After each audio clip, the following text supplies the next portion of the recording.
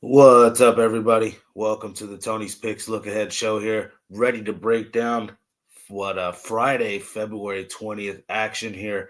We're going to get into a lot here. Welcome. My name's Vegas Al. Ready to get into some of this action for you guys.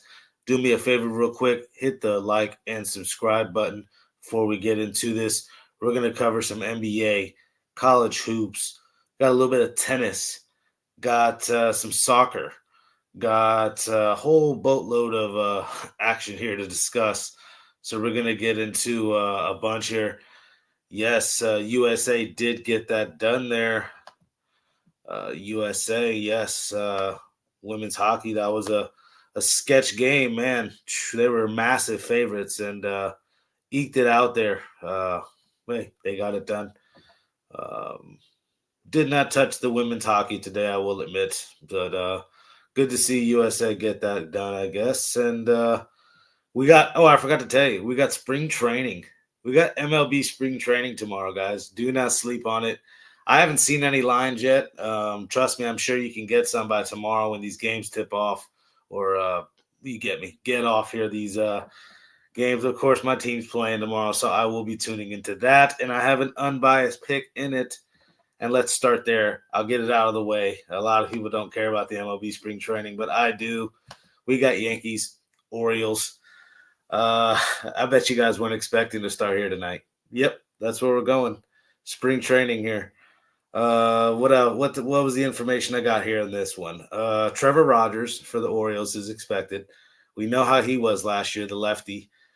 I'm looking to back the Orioles at least in the first 2 to 3 innings here, expecting him to pitch maybe an inning, maybe two. Uh, might extend him to three. Either way, that's a huge advantage here, taking on Elmer Rodriguez, just a young kid up here getting his opportunity for the Yankees. Don't get me wrong. Uh, a dream probably for him, and expect him to pitch as hard as possible. But you look no Volpe here for the Yankees. Westberg or Holiday, the Jackson Holiday here for the Orioles, he won't be in as well. You look, Yankees batted 192 here versus Rogers. This is quite some at bats too. They've faced a divisional pitcher here like this from the Orioles. Rogers quite a bit last year. Judge 1 for 8, 4 Ks in his career. This one taking place in the Sarasota facility here, Orioles area. So I like the Orioles to get this one done, as bad as it is for the Yankees to fade them here in their first game. Yep, I'll do it. Give me the Orioles here. First game of the year. Starting the year off right. All right, we got Royals and Rangers. This one taking place here. Surprise Arizona, Surprise Stadium here. Royals and Rangers. You got me. Rangers, 2023 World Series champs. A lot of guys still on the team, but obviously not the same. A couple years past now. I don't know. I know this core still expects to get there, and front office, etc. So plenty of expectations. Don't know who's pitching for Rangers tomorrow. This is why I'm just going to gloss over the games. Looking like Kolick here for the Rangers, or for the Royals, excuse me. 79 innings last year, a 4.18 ERA, 1.31 WHIP. Just off that information alone, I can trust him to go at least 2-3 innings for us. This is a big step up spot for him. He may try to work his way into the rotation this year. So yeah, give me the Royals here minus the 125 ish. I'm hoping for. Again, we'll see the prices. I'm waiting on lines here. All right. White Sox Cubs. Let me be a little quicker with these. This one taking place in Mesa, Arizona. Jameson Taillon versus Gas Cannon here for the White Sox. Cubs first 5, Cubs first 3 innings. Again, I'm going with the route of who I backed at third and fifth inning. I'm sure pretty much going to try to back all 9 innings. If I get caught at the end with some guys I've never heard of, it is what it is. But spring training baseball, pizza money. Yeah. D-backs, Rockies. This one, Scottsdale, Arizona. D-backs, 12 guys on the injury report to open up spring training here. Corbin Carroll, AJ Puck, Corbin Burns, excuse me, the big-time pitcher. We know him. are the big names. Chris Bryant, really, for the Rockies, the only guy I was looking at that should not suit up. Still on the IL. What, new year, new Rockies, I'm just reading what I typed. New year, new Rockies. That's the way I'm looking at it. Are they going to get this done? I don't know. First spring training game. Everybody feels like this is a new year. Let's see if the Rockies turn the corner here. I'll be looking to take the Rockies at some sort of hopefully plus money. All right, we got Padres, Mariners. We got Dane Dunning here on the mound, expected tomorrow for the Mariners. Known him from his time with the Rangers and the goggles that he wears. Logan Gillespie, a young kid here, 28 years old, 45 career innings pitched, going for the Padres. I'm going to take the young kid here. The young kid who's trying to, 28 years old. At this time is when these guys start breaking into the majors, especially if they've played some college ball. Sometimes it takes 3-4 years, even in the minors, after college ball. But the kid's getting a shot here in spring training. I think he makes the best of it. I'll be backing the Padres here in this one. All right. I didn't even get to the banner. My bad, guys. Padres there. All right, let me see what the chat has to say real quick. 1 second. Good to see Richard Lockhart in here. He said Cash, Hornets under, Bulls under, Cavs under. Jesus, those unders went crazy. Boston was a nice play, absolutely. Even with the line moved, weren't worried about it. Like to see it. Good to see you in here, Richard. All right. What do we got here? We got Cavs and Hornets. We're going to get right into the NBA action. Enough of the MLB spring training nonsense. I burned, 5-6 minutes. Forgive me, guys. We got Cavs, Hornets. Both teams here on the back-to-back spot. We saw those Hornets sneak that plus 4.5 cover. They were in that game too. I don't know anybody that watched that one, but playoff teams, potentially, especially the Hornets here now, all of a sudden making this run. I think they're still a little bit hungrier team off a back-to-back. We saw what the Cavs did tonight, but I don't know. Every game between these two teams this year has been decided by 8 points or less. 2-1 here. The Cavs won the first or 2 out of the 3 games they've played this year. We got 5.5 the Cavs are having to lay. I can see the Hornets keeping it within that, if I'm being honest, and at home, rally around it. Not going to lie, I don't like the pieces that they're missing from the suspensions, but they rallied tonight with it, so I think they could do the same. But, the Cavs front court is a little bit better than the Rockets, especially right now, current form. So that's, maybe a prop galore with the big men from the Cavs if we want to get on the other side, kind of cover our ass, so to speak, here. But I'm looking Hornets, though. I think this young squad, just different. I'm just going to back them from probably the rest of the season until they tell me otherwise. Give me Jazz, Grizzlies in this next one. We got Grizzlies to -2.5, total 238.5. Injury report here in this one. Yusuf Nurkic, Keontae George, Jaren Jackson obviously has been out for the year now. Holy smokes, we got almost 10 guys I'm seeing on the injury report. Brandon Clark, Scottie Pippen, Cedric Howard, Santi Aldama, Ty Jerome, Caldwell Pope's out for the year, John Morant, Walter Clayton, Zach Edey. I don't know who's playing for the Grizzlies tomorrow, yet they're still favored. It's because Keontae George isn't going to be in. Who's going to step up for the Jazz? Somebody will, right? This is an interesting game here. What did I have written down here as far as the fresh 4-game losing streak, though, Grizzlies, going into this All-Star break? If Jaren Jackson was in for the Jazz, we had that revenge angle. He's not in, so there goes props that I was looking at least scoring-wise. I don't know. This team, the first 2 games, high scoring. Both of them were way over 250 points. That's what I had written down as well. Like, I'm not really wanting to touch the over still. I could still make a case for this game to go under just with all these pieces that are going to be out for the Grizzlies. Something's telling me to not bet this game at all, forced to play. I'm looking at the Jazz here. 3-7 in their last 10 compared to 2-8. I mean, both these teams. This is a D-Gen special. Let me just be real here. I'm struggling to get to one here. Offensive rating numbers do lean to the Jazz. Second at the NBA in the NBA in assist. 12th in offensive rebounds. There's some things, that you could look at the Jazz. They could find a way to get this done here. This is going to be a mixed match roster game. Enough talking about it. And enough talking about this upcoming one, too. Wizards, Pacers. This is the second game here. We saw Wizards just get it done here at 112-105. I'm going to go right back to them. What are they? Plus 1.5. Yeah, I'm not going to touch the total. I'll just stick with the Wizards, who I think are the younger team, right, who with we got Siakam out, Zubac out, Nesmith out, all these guys out for the Pacers. McConnell's game time now. Alex Sarr is really the main piece that's out. All these other guys on the injury report have been pretty much out all year anyways, or unreliable. So Kaishan George, this young crew here, Trey Johnson, all these guys, cats, Bub Carrington.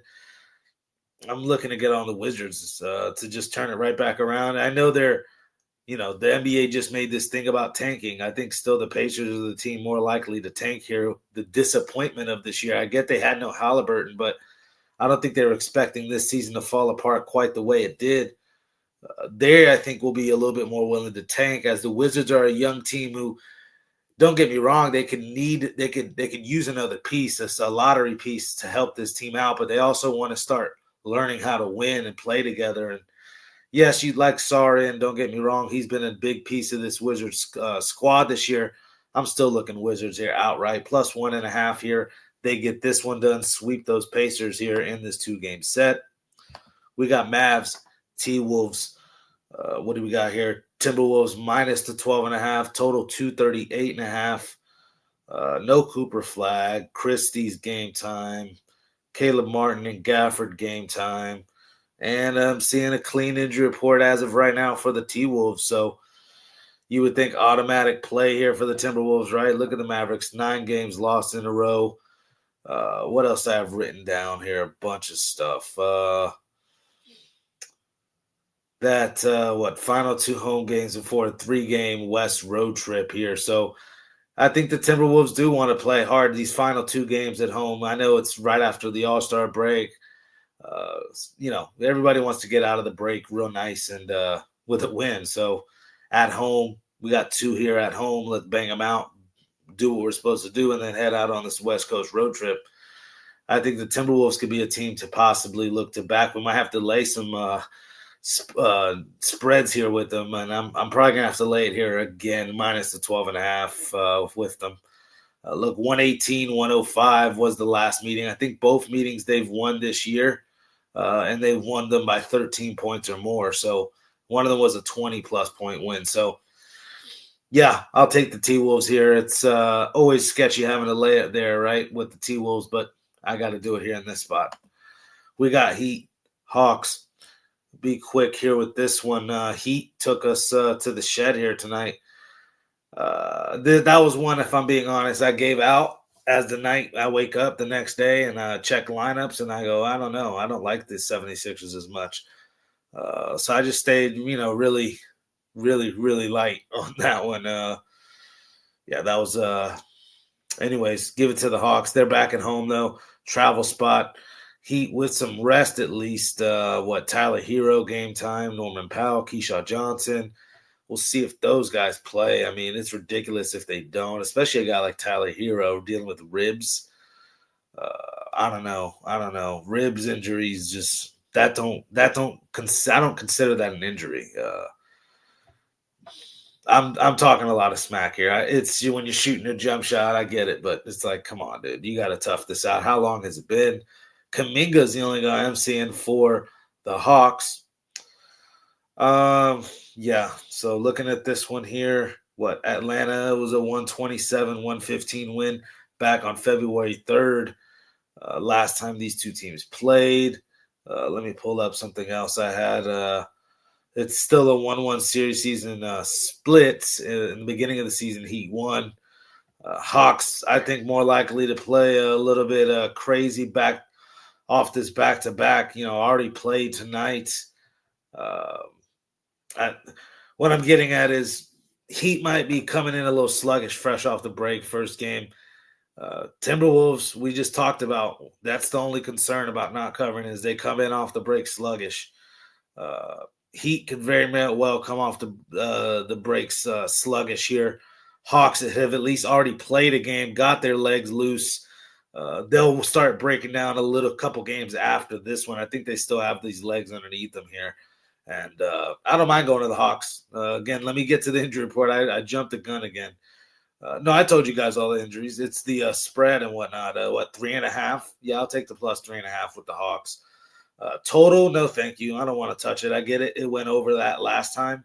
241.5 is what I'm seeing. That's a little high for me to want to touch anything like that. No, lean to the over. If somebody wants to ask me, that's what I would be on, but I'm not probably betting it. But yeah, I like Hawks here to this might be a first half play too, if I'm being honest. The Heat need a little slap in the face, wake them up out fresh off the break because they are the probably better team. Still mixed match this roster here for the Heat, or excuse me, for the Hawks off the trade deadline moves they've made. That's what I'm going to go Hawks first half, final play. Try to get in and get out on that one.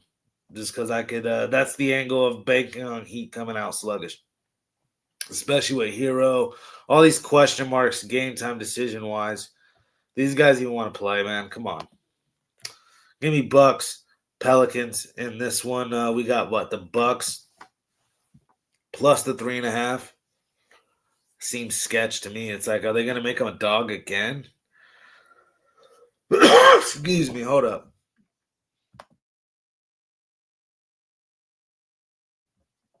They're going to make the Bucks a dog again after they outrighted them like that. Granted, it was a struggle. That was an overtime, 141-137. I like the over. I just think it's a back-and-forth track meet again. Tell me right now you guys don't like the Bucks backcourt here. Cam Thomas, Ryan Rollins, and Kevin Porter. Yeah, I can rock with that backcourt any given day. I'm interested to see what those three guys could do if they could stay around all together next year. Maybe Giannis does come back again. He's obviously out. Miles Turner's out. Taurean Prince is out for the Bucks. They can pretty much mix match without these guys. Bobby Portis, Kyle Kuzma, expect big days out of them in the front court. Not the greatest of defensive players here, front court wise. They're missing Miles Turner. That plays into my over. Giannis not being on the court plays into my over. Yves Messi here, the center for the Pelicans, plays into my over. The lanes should be wide open. It should just be you could drive 18-wheelers through the lane in this game. And then also plenty of threes will be jacked up. Don't sleep on this Bucks team. Top 5 in the NBA in shooting a three attempt-wise. And second in the NBA in three-point field goal percentage? 39.2% from three is the Milwaukee Bucks. I get it. It's been an ugly start, and it's really easy to hate on Doc Rivers, right, in this Bucks squad. Suddenly, you look, and there are just a couple games out of the play-in. It's, maybe not over quite yet for the Bucks is what I'm trying to get at here. Bucks plus a 3.5, and I like the over in this one. We got Nets and Thunder. What do we got here? 16.5, total 211.5. Shea's out. Jalen Williams is out. AJ Mitchell is out. Where are they going to get they said, okay, we're just going to take our top 3 scorers out and let them rest. That's what it looks like. Let's just call it what it is. We just need to give them an extended rest. We're comfortable in our little one spot. If that's not what that is, I don't know what else you guys can interpret that, these 3 guys sitting out. So, yeah, Claxton, only guy I'm seeing for the Nets. What do we got here? Thunder, 3rd in points per game. I mean, just look at all these stats here. 2nd in free throws in the NBA. Top 5 in steals. Top 2 in turnover ratio. true shooting percentage, first in defensive rating. Everybody would just, think this could be an auto play for the Thunder. I don't know. This might be public dog still, but I have to take the dog. Let me just be real here. It might be public dog because people might see, three top scorers out for the Thunder. Who's going to kill us from the? Is it going to be an Isaiah Joe or Caruso or one of these guys are going to kill us here for the Thunder? But is Michael Porter Jr. and this young group of guys still? Let me read some of these names here. Claxton's game time, but I like Clowney as well. Denman, Zaire Williams, Danny Wolf, man, I don't believe is man. There's just multiple Terrence Manns or Trey Manns, excuse me, but Powell. There's so many names here that they I can trust some of these guys here, especially the three top guys. I'll keep reiterating that. So that take about 35 to 40 points away. Let's say they were going to score 120. I don't know about 35 points. I would say about 15 to 20 points away from what they normally could score night in, night out. If they were scoring 125 that night, it'd be 110, 108. That's how much those three guys are going to mean to them. The guys replacing them aren't going to be able to completely replace those numbers, in my opinion. So I'm looking Nets way. You're talking this game, what the total is 211. Of course they put it there. Let me put it that way. It could be first to 100. I wouldn't surprise me. Again, the defensive rating for the Thunder, they may know, hey, our top three scorers out. We got to go out there and play slow, mug these guys. You look at the pace, 17th and 27th, these two teams. So it's not like they're not going to be scared to shut it down here.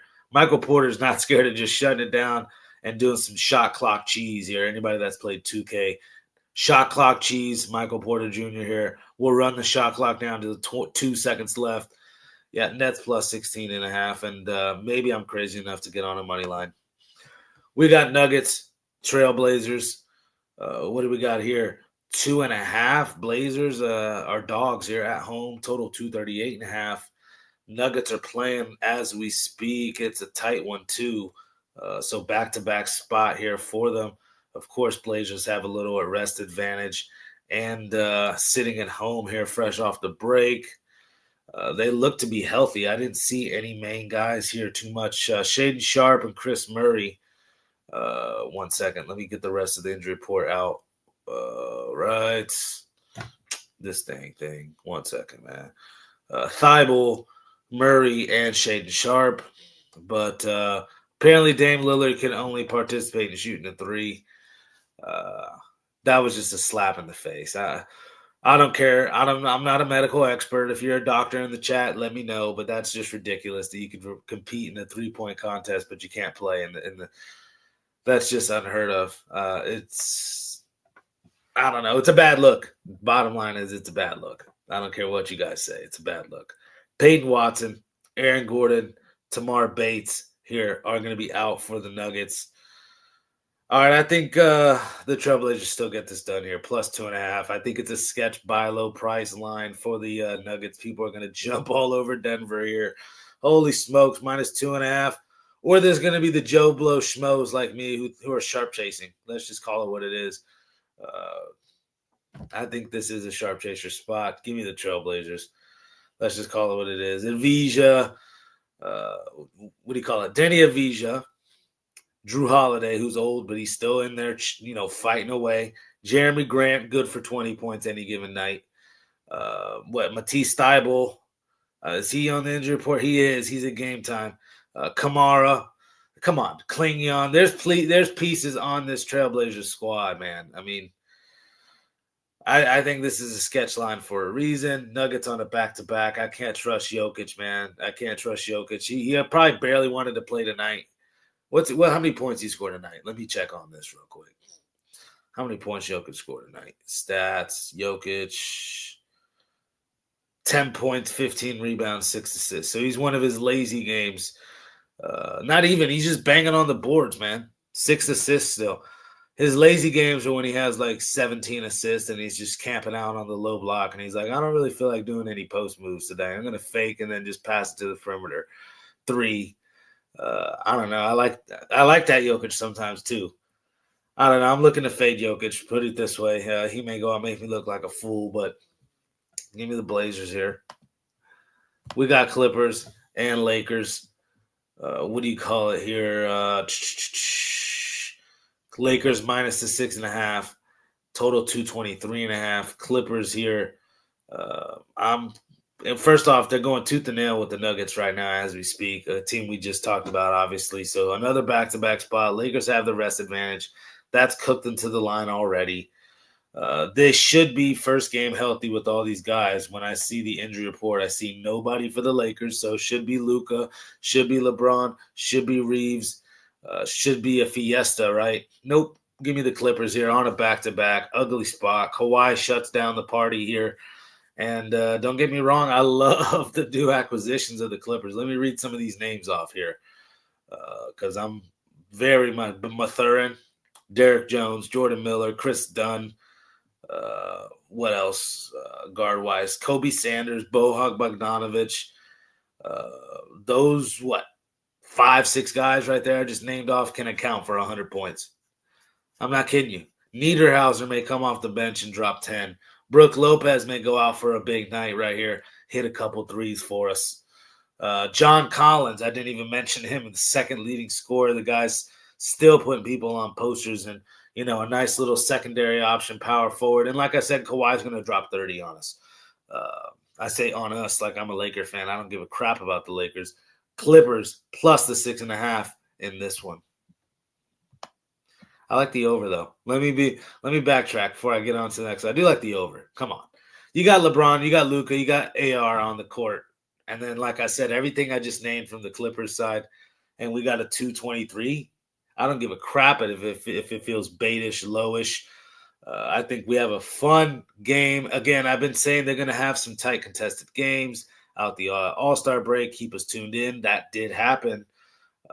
So a lot of entertaining games tonight. Even this one with Nuggets and Clippers tonight here.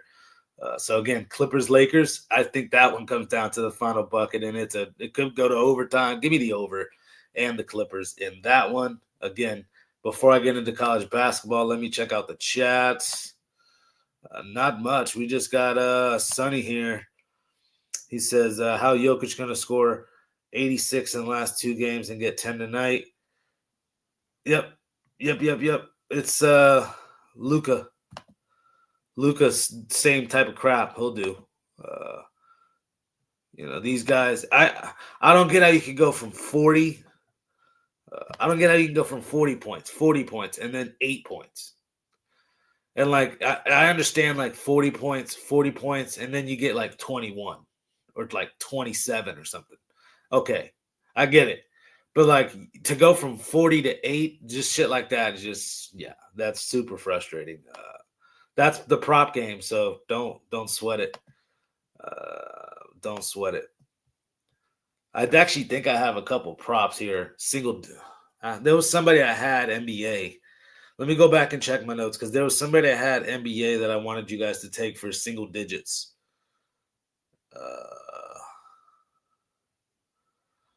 Oh, man. Let me find it. It was single digits. Screw it. It might be in college then. Let's go to this first game here. Kinesis and Ryder. First off, I'll be quick with this one. Kinesis, losers of 11 straight. Riders, losers of 4 straight. Toilet Bowl we have here. Ryder 3-22 at home. Desperate. Should get a win. The minus 1.5 point favorite for a reason.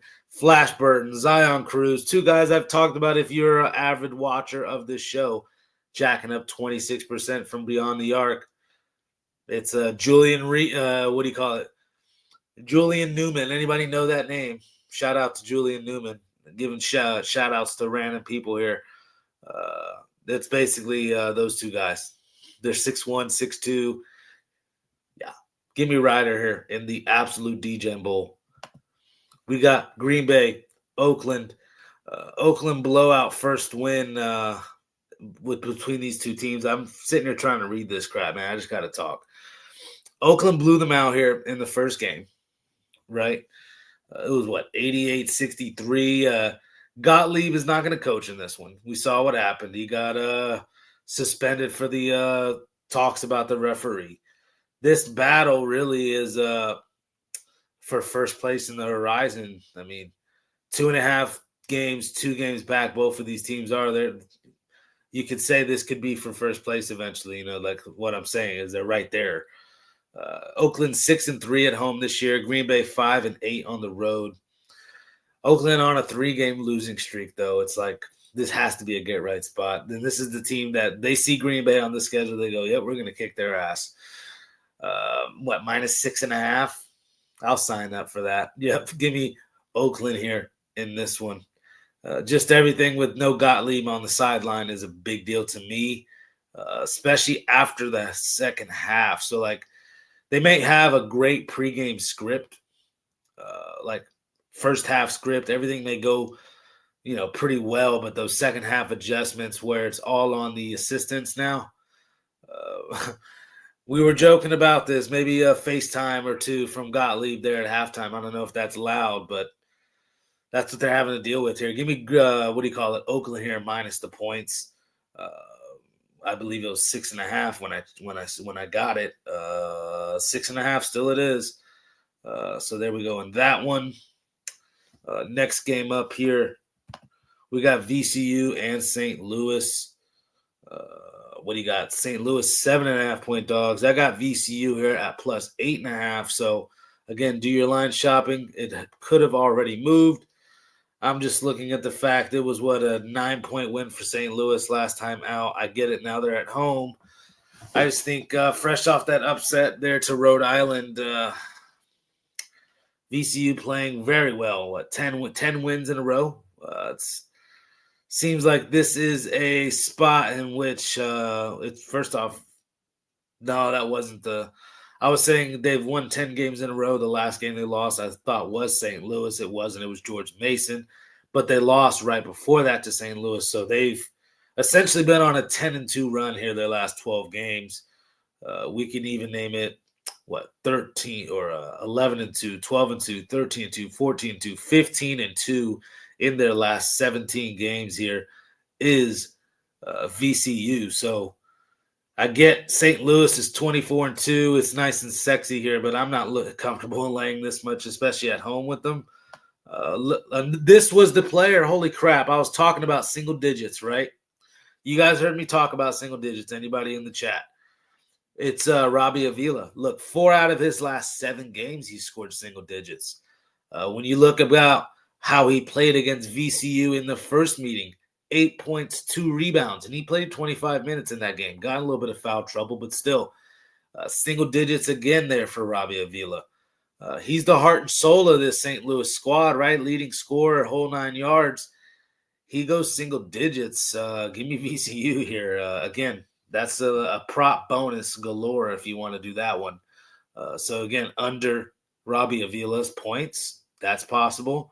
And then VCU here at money line plus 8.5 in that one.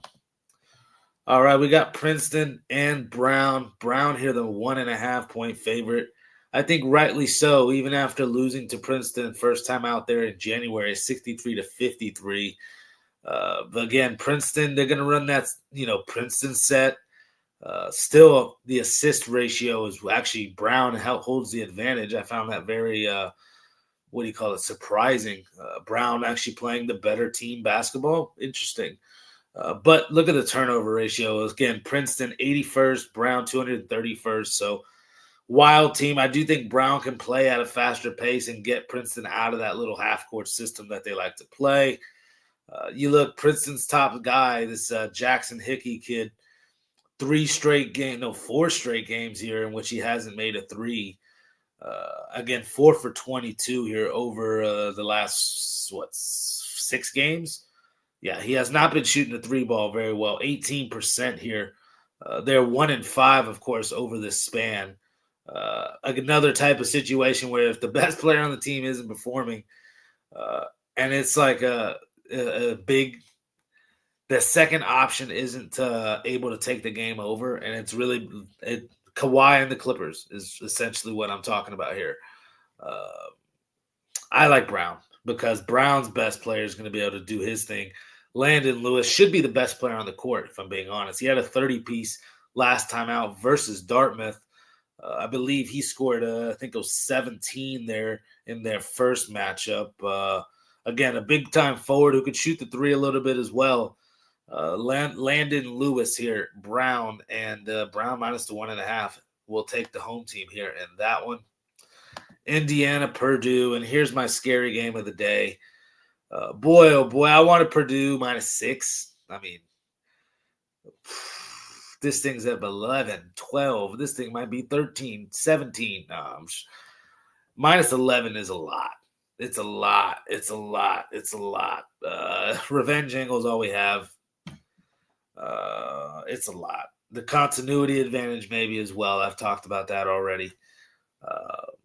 These guys have played Kaufman, Wren, and Lawyer and Smith. They've played for quite some time. You guys heard me talk about Carr, the emergence of him, Clough. There's some pieces on Purdue. I think they're a lot deeper than Indiana, and Indiana's still first-year coach here, new system. DeVries and his son here. Didn't look great last time out there versus Illinois. I'd argue Purdue's played tooth and nail with Illinois. I mean, they could on any given day beat Illinois, even though I think Illinois is slightly better than Purdue. I'm just looking, I think Purdue's still the upper echelon of this Big Ten for a reason. I think they whoop up on Indiana in a rivalry game here. This is a big rivalry, Indiana-Purdue. This one dates back quite some time, clearly in-state as well. Give me Purdue Boilermakers here to get this one done at home. Again, 11-3 at home this year, and they've been losing to really just the top of the food chain teams there on their home court. So give me Purdue here in this one. Minus the 11. I get it, guys. We got Bowling Green and Miami, Ohio. We got SF Niner in here.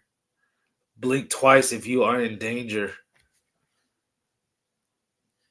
I think I blinked 3 times.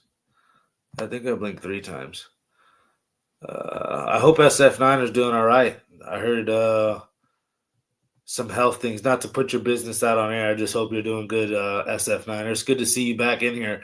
I was picking on you a little bit with that Seahawks game. It is what it is. Not to bring up old bad news, but really hope you're doing better. We got Bowling Green and Miami, Ohio. What do we got here? Miami, Ohio, minus the, I believe it was 8.5. Yes. Miami, Ohio, minus the 8.5. I'm not interested in laying it. Sorry. So this is the strategy I've been taking last couple. I didn't. I even got on UMass like a douchebag. Miami, Ohio at buy low prices, take them at this point, especially until the last game when they play Ohio, because that's their upset spot. I think last game of the regular season is when it's choke mode. It's like, oh, they'll be real tight about that undefeated season. They still may get it done. And they still may win this game versus Bowling Green, but I think Bowling Green's live. I'm sorry. I just do. This spot, Ohio spot. Because look, we look at Miami, Ohio here. Let's just look at their schedule. So they got Bowling Green here. This is a spot that they could get, caught. Eastern Michigan, I think they handle business. Western Michigan, again, both of them on the road though, but I think they handle business. Toledo, step back this year. It's not that easy, but I think they can handle that one. It's at Ohio there, March the 6th on Friday night, where potential first loss. However, another Ohio team here could get this done in Bowling Green, and it would not surprise me. You're catching 8.5 points. Look, Bowling Green is top 3 in the nation. I get it, they play in the MAC, but top 3 in the country in stealing the basketball. That's something to think about. I mean, come on. They could force some turnovers here, get some easy buckets in transition. I'm not mad at that. Oh, what are they? A top 20 defensive rated team in the country? Are they going to close out on these Miami, Ohio shooters? They better. 40% from 3 is Miami, Ohio, 3rd in the country. So I'm just being a hater at this point, but I can find ways to always get on the dog here with plus 8.5 Bowling Green. I named some reasons. The defense is what they're going to have to rely on. Again, it was an under type game. No, it was 93-83. Excuse me. I thought it was 73-63. It was 93-83. So, again, total at 153.5. I will be honest. It's been blind betting Miami, Ohio overs, and you're freaking in a yacht right now, popping bubbly. So, yeah, I'll take the over, and I'll take Bowling Green plus the 8.5. This time they keep it within 10. That's how I feel about it. Miami, Ohio is going to struggle. And that last game of the regular season, I've already told you, is my spot. I'm calling it. They go down. Oh, wait. We got some soccer to talk about. Here. What do you call it? Let me just get to the chat real quick. Good to see SF Niner. Yep. What do we got? Sassuolo and Verona. Let me give you the notes I have in this one. You're like, what the hell are you doing talking about this soccer? Hey, this is at the end of the show, guys. This lets you know we're near the end of the show. But you should stay tuned because I might give you a parlay here. You get me. Like and subscribe. We've made it pretty deep. We're 41 minutes in. This is just for Friday night action. Wait till tomorrow's show when we got fights. I'm going to be discussing MLB spring training again. We got MLB spring training. That took out 10 minutes probably at the beginning of the show here. I still haven't even gotten to Olympic hockey, and I still haven't gotten to a couple tennis matches, but I'm just going to talk about one. So let me just get into the soccer match and quit wasting time here. We got Sassuolo and Verona. Verona, just be honest, they're facing relegation. There's 13 games left in the season. They're sitting dead last. So backs are against the wall. Well, Sassuolo, not necessarily the greatest of teams either. Middle of the pack pretty much. But you look, Verona, like I said, facing the relegation. But if you look 5 straight out of the last 5 meetings versus Sassuolo, the plus 1.5 for Verona has covered. Right now, plus 0.5 is minus. It's actually even money at plus 0.5. Plus 1.5 might be juiced, obviously, but again, that's covered 4 out of the last 5 times. Plus 400 on the money line. If you actually are crazy enough to think Verona can even win this one outright and get them 3 points towards the standings, that would help them. I was saying, they're 9 points behind Lecce here for the 17th spot to avoid relegation. With 13 games left in the year, I mean, anything's possible. They're not completely out of it. Their backs are against the wall. When you're in that 20th spot and facing getting sent down to Series B, I don't know. To me, I think Verona steps up here. I'm looking to take the plus 1.5 or the plus 0.5 with Verona. They at least keep it close. Maybe they do get relegated, but I think they go out fighting here. Give me Verona in this one. Here's a tennis match I was wanting to talk about. There's a couple I could talk about, and I'll have one up on the site. We got Casper Ruud and Sebastian Cordia. To me, Cordia, I was surprised to see he was the favorite. I'm seeing minus 130. I'm seeing minus 115. So do your line shopping if you like Cordia. Me personally, I don't. You look Casper Ruud 2-0 head-to-head. Beat him once on clay, one on hard court. You look last 8 matches, pretty much even both guys. Ruud 5-3, Cordia 6-2 in their last 8 matches. It's just the head-to-head that I like, number one. And then me just knowing a little bit about tennis, I'm like, who's this Sebastian Cordia kid? He's 25 years old. Only 2 titles to his name. I mean, I've heard of him a little bit, but I definitely know who Casper Ruud is. The guy, 14 titles at 27 years old, at top 10 type talent amongst the world here. Obviously, Cordia, the 6'5", long frame, has a very good serve, but so does Casper Ruud. So the battle of 2 guys with a nice serve, and then I think Ruud at times has been a little fleet of foot. Don't get me wrong, volley wise, but I think in better shape and current form start to the year here. I like Casper Ruud to get this one done. So I'm looking Casper Ruud's way, and you get a little bit of plus money. Again, I'm just simply taking the better tennis player in this one. I don't think he should be a dog. I think he's getting a little disrespected by the books. I guess they're trying to go youth is the way to go in tennis. That didn't work out so much for Mira Andreeva. Shout out to anybody that got on that Anna Samova pick. We did get a little lucky there at the end, but hey, we'll take it. We're almost done. We're almost done, guys. We got Finland, Canada. I'll be short and sweet. Just take Canada as my first leg. You could take the -1. And then my second leg in my hockey parlay for the Olympics tomorrow is taking USA -1. You two-team those at -141 odds. I think that's the best you could do. Of course, you got pushes involved when you do that. You could take them both on the money line. Let me find the odds on that. I believe it was in the -200s. Let me double check that because you got -800, -455. You're like, why are you doing this? Why don't you want to just touch any of these +1.5s? You can if you want to. It wouldn't surprise me to see blowouts, and writing on the wall. We want to see USA versus Canada, and we're going to make sure it happens type crap. 1 second. Let me put this in. The book's acting slow. Excuse me. For you buffoons that want to do this type of crap, -259. Disgusting. United States, Canada, two-teamer. That's just on the money line. If you want to take the puck lines, which right now I'm seeing -2.5 for Canada at +115, -2.5 for United States at -135.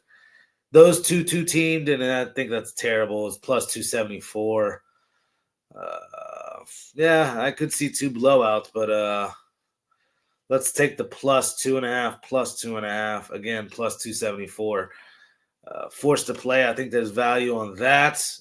Slovakia and Finland, plus the 2.5s. Again, I'm giving you guys ways to kind of be on both here. I know it's trashy to do. I don't know. You'd have to parlay Canada with something and parlay. I don't want to touch this -800. That's no, thank you. I don't know. So +2.5 Slovakia, maybe. Again, I just wanted to discuss some Olympic hockey with you guys. More than likely, if I'm betting these, it's probably going to be on some dogs. So I'll leave it at that. But there you have it, guys. I touched a bunch of stuff. I mean, I don't even know where to start. I think I got MLB spring training in. Had to talk about that. Had to talk about NBA. Had to talk about some college hoops. Gave you guys a soccer. Gave you guys a tennis. Talked about Olympic hockey. What more can you guys ask for? I mean, come on. Thank you guys very much. Have a good night. Make tomorrow a winning day. Like and subscribe as well before you get out of here. Click the link in the description. Actually, before I get out of here, I will do some chest pounding. And it's nothing to really be that braggadocious about.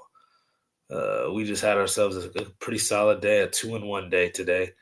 I already have some bets in, by the way. I have my Friday tennis best bet, and I have a soccer best bet. That one's in the Bundesliga, and then I do have a tennis best bet in as well. So there you go. I'll put NBA in. I have NBA in already. I'll put more NBA in, and then I'll get to college as well. I have college plays I want to put in as well. So this weekend is the weekend to get a weekend pass. Let me show you this 7-day or a 30-day pass, or excuse me, a 3-day pass here. Get you all these picks that I'm putting in at a way better value. So nothing wrong with scooping up one play for $19, but I'm putting in a bunch of others. So you can't. It's hard to get mad at me for losing one play when you could get on a long-term pass and see everything I'm putting in and just bankroll manage your way with me here. We're on a solid little. How many bets was that? Jesus, 1-1, 1-2, 1-3, 1-4, 2-4, 3-4, 4-4, 4-5. Yep, we're on a 5-5 run, of course. Yep, a little 50-50. That's how we are last 10 bets. Which again, That's translated to last 7 days. Oh, actually, I'm up on the 7 day leaderboard. Last 30 days, we're up about 3 units. So started January off rough. So there's that. And about 8, 9 units I need to get back to be on the yearly leaderboard. It's not that big of a deal. I know it sounds like a lot, but January ripped me apart. Really like January 13th through I'll take that back because the January New Year, I got knocked around. What do you call it? Like first through the third got knocked around. What's up, double seven fire? That's peace. Man, these glasses suck. Let me get out of here, guys. I'm talking too much, ranting. Appreciate you guys, man. Y'all have a good night. Make it a winning one. Peace.